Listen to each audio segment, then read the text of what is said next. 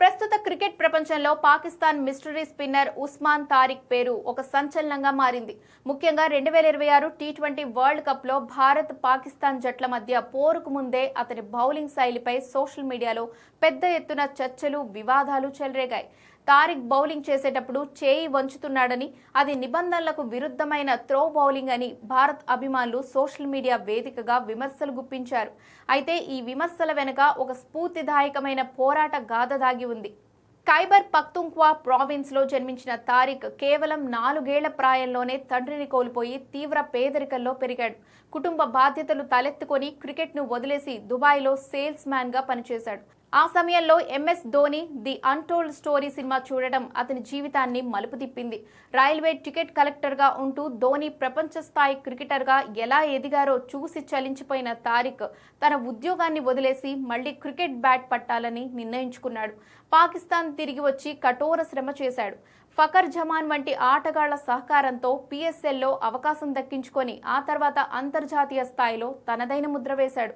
Osman Tariq bowling action పై వచ్చిన ఫిర్యాదులను Pakistan cricket board మరియు ఐసీసీ నిశితంగా పరిశీలించాయి. బయోమెకానిక్స్ పరీక్షల్లో అతనికి పుట్టుకతోనే డబుల్ జాయింటెడ్ ఆర్మ్స్ ఉన్నాయని, దానివల్ల సహజంగానే చేయి వంగి ఉంటుందని తేలింది. ఐసీసీ క్లీన్ చిట్ ఇవ్వడంతో అతని ప్రయాణం మరింత వేగవంతమైంది. కష్టకాలంలో ఆస్ట్రేలియా దిగ్గజం షేన్ వాట్సన్ అండగా నిలవడం అతనికి కొండంత బలాన్ని ఇచ్చింది.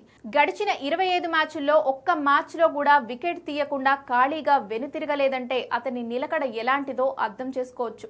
ఇప్పటివరకు ఆడిన 6 అంతర్జాతీయ మ్యాచ్ల్లోనే 16 వికెట్లు పడగొట్టి ప్రత్యర్థి బ్యాటర్లకు సింహ స్వప్నంగా మారాడు.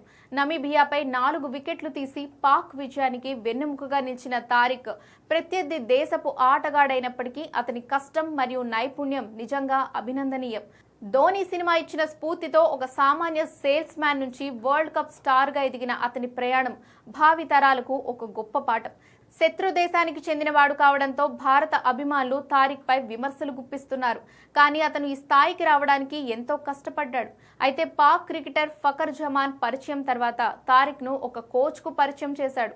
అంతేకాదు పాకిస్తాన్ మాజీ క్రికెటర్ వజహతుల్లా వస్తీ దగ్గర కూడా ఉస్మాన్ తారిక్ శిక్షణ తీసుకున్నాడు.